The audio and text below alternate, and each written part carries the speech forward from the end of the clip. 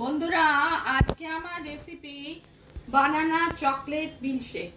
আমরা সামার সিজনে মিল্কশেক, শরবত বা জুস খেয়ে থাকি। আমি আজকে মিল্কশেকটা প্রেজেন্ট করছি আপনাদের সামনে। এটা হেলদি রেসিপি।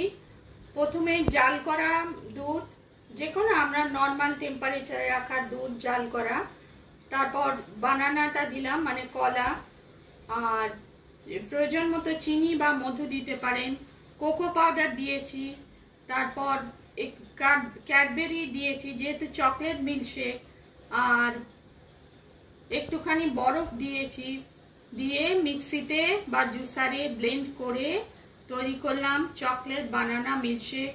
ওপর থেকে একটুখানি ক্যাডবেরি গ্রেট করে দিয়েছি। রেসিপি পছন্দ হলে লাইক করবেন, চ্যানেলটিকে সাবস্ক্রাইব করার অনুরোধ রইল। Banana chocolate milkshake, delicious, tasty, easy, quick, summer special.